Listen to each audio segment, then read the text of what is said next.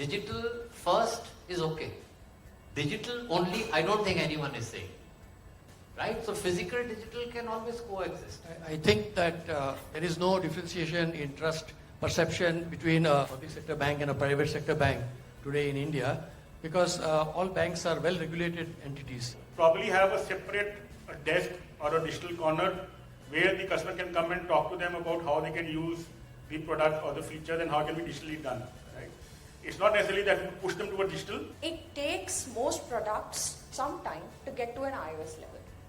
Then the iOS which is not updated will be the last one to be updated. So unfortunately how the releases happen do not favor a lot to the devices which are not updated.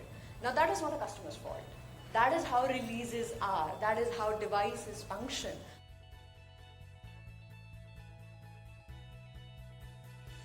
We talk about the trust, but the moment we talk about the trust is also about talk about security and all. More and more, the delivery of the product or the services is moving digital, which is being consumed by our phones, our laptops and all. And when we talk about the people who are economically challenged or our aging population, they are somewhere left out on that. So how to balance that part? We also have a large graying population. Senior citizens are somewhere about 10% of India's population today. There's about 14 crores. And it's expected to double in the next maybe 15 years. So we are looking at a very big segment, and we can't ignore it, because unless we are able to bring everybody into the banking fold, it's not going to work. Senior citizens hold 30% of banks' fixed deposits. Okay? So we're talking a big chunk. I look at it in two ways. One is you have the products. You should be able to bring the products to the this particular segment. And the second aspect is that you have the customers, and you should be able to bring that segment to the products. Once you have that, then you can have a good match. You have to have technology. You can't say that because senior citizens are there, you can't have technology. We must have one senior citizen who can give his opinion on that, so that you build it from that point. Because I know it, they don't have, because I have been a member of those committees. So we should bring it in. They should be able to tell, look boy, this is not going to, this is difficult for me, this is that, etc. And secondly, as far as bringing the senior citizens to the products, one thing banks should take care of, which is unfortunately not, at least my experience or what I've heard is not good, is that the customer service which is rendered to senior citizens is not appropriate. It may be good for a person who is very active and things like that, maybe 40 years, 30 years old and things like that. But you just go on giving the standard replies that, we're looking into it, and you'll hear within 24 hours, and go to the home branch. Telling somebody to go to the home branch is very, very cruel, especially in big cities. So you go to your home branch, 15 kilometers away. So you should have that sort of empathy in the customer service. That's absolutely required. You may be aware that there are a number of these peer-to-peer learning platforms today available. In fact, I was myself associated with one during the COVID days, where the seniors teach the seniors on banking. It was virtual, and I have taken almost 200 sessions there. From a current account customers, right, your mom and pop shop, they are also aging population, and no one is like, it's easier to talk about savings account or deposits, but the people who require current account services in this thing, right? I think today the customer needs are evolving with every passing day, right? What they wanted yesterday is not the same what they want today, right? And similarly with the advent of technology, everything is changing at a much faster and rapid pace, both in terms of the depth and in terms of the breadth, right? The changes is going to happen, and the only thing which is constant is change. So, either we try and adapt ourselves to what the customer wants, right, and which is the best thing to do. But at the same time, ensure that if we want to adapt to what customer wants, we have to also ensure the customer is given the kind of a learning and kind of a information and create an awareness about that. This is what Professor mentioned, whether it is the savings account or the current account. It is very, very important for the customer to use that product, right? If we create something which customer can't use, then it is of no use, right? And very relevant point which Sir mentioned that we should have a senior citizen, for example, in a committee to give his point of view. As we say in Hindi, ghar ki murgi dal barabar. Banks, people in bank don't want to go what the team says at the ground level, right? They want to hire a consultant and then go by what they can do at the ground level.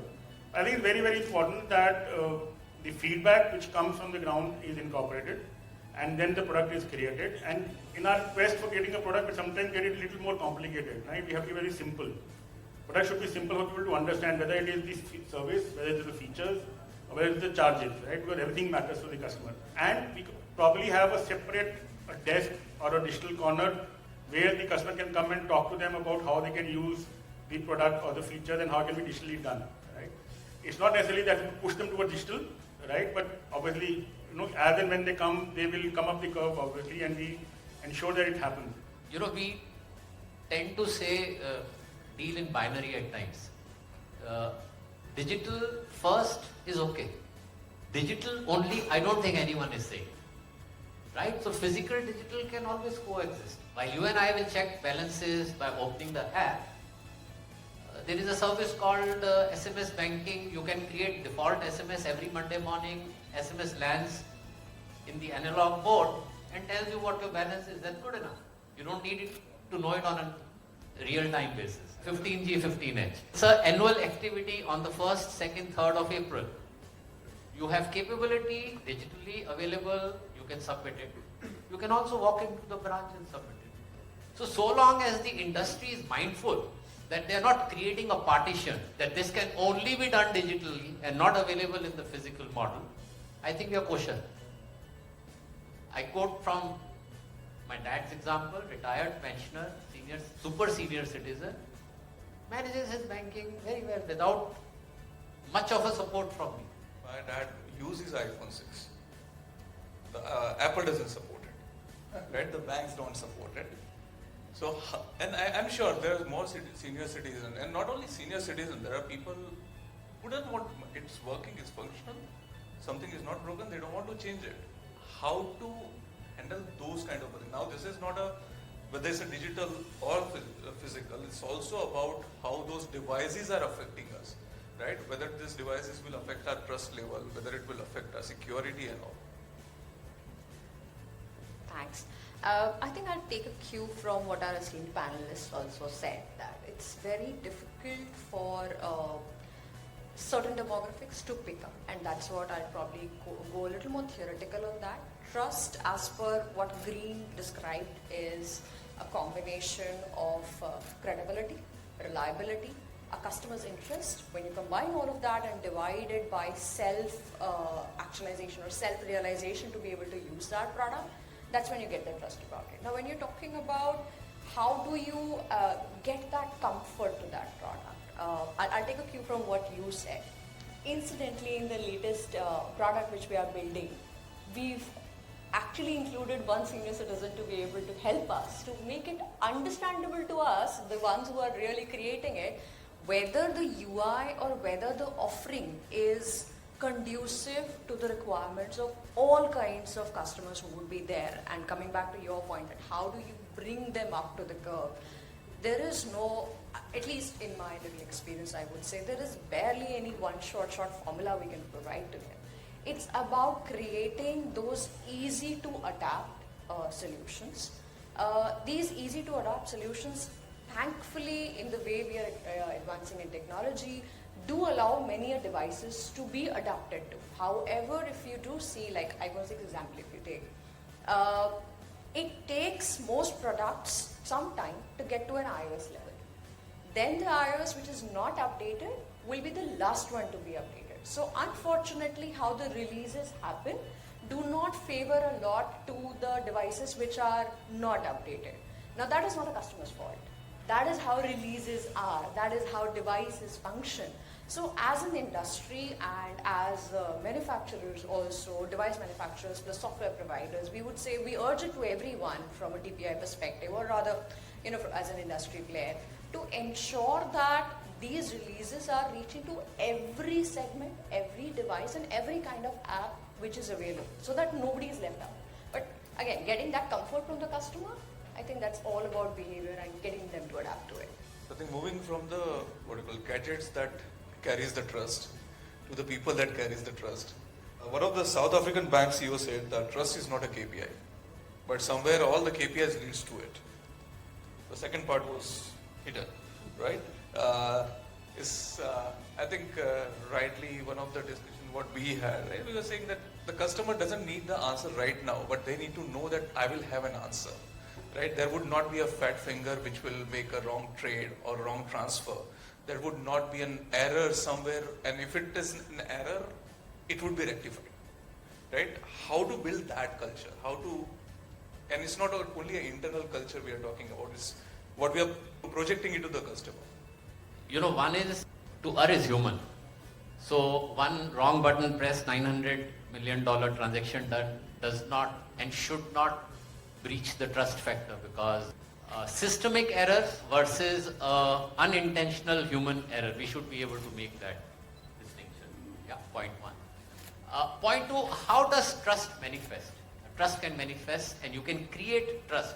And speaking from the banking lens in many ways, being visible, physically, digitally, you can help build trust.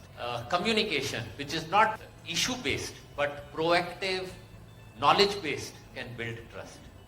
If you delay and you acknowledge, you build trust. If you deny and you explain, you build trust. So there are various ways for you to create trust in your franchise as well as in the overall ecosystem. Domino's, 30 minutes of free, is an illustration of trust. And it needed persistent, continuous commitment and ownership to reach that far. What is one service promise that we or every bank can possibly put in the public domain which will create trust? And it's not easy. Can we ensure all our physical formats are accessible to differently abled? Will that create trust? Huge trust. Because your brand suddenly stands for something so important. You stepped out and you realized ecosystem doesn't support it. Because to create a ramp or to create a mechanized structure, you need to eat into the public space of pavement or road. Municipalities don't give approval, and if you create it, they'll come and break it. But trust still has to be created. And it needs continuity and commitment. One of the app-based cab services started with a lot of promise. Today, every time you want to book there, you know, 3 baar cancel hoega, 2 baar delay hoega. Suddenly the trust has gone in. While we are in the space of banking product and service, we are also within the retail territory. And there are lots of positives that we can pick from the way retail industry behaves. Giving a very tangential example. An example where you don't get transactional, but you build a relationship. And the moment you get into the domain of building relationship, it automatically translates into building trust. I'd gone to a retail outlet to pick a belt, waist belt. He looked at me, gave me a size. I wore it, I said, nahi, theek nahi hai, dusra size de. He allowed me to check it out. Then I said, nahi, pehla wala theek tha. He said, yeah, that's why I gave you that size, because the way a belt is worn is that the needle should go into the third hole and it should fit well on your waist. And I went back and examined, yeah, that's what the first offering was. Build trust. October 2020, RBI enforced card control guidelines. Effective October 2020, any new plastic which went to the customers was not enabled for card not present transactions. And all plastics in your pocket, which for the preceding 12 months had not done a CNP transaction, had to be disabled. Every bank that I know of failed in building trust with the customer on this moment of truth by not investing enough in alerting or educating them. As a result of it, every customer who went overseas first experienced a decline charge because he had not activated international transactions on his plastic.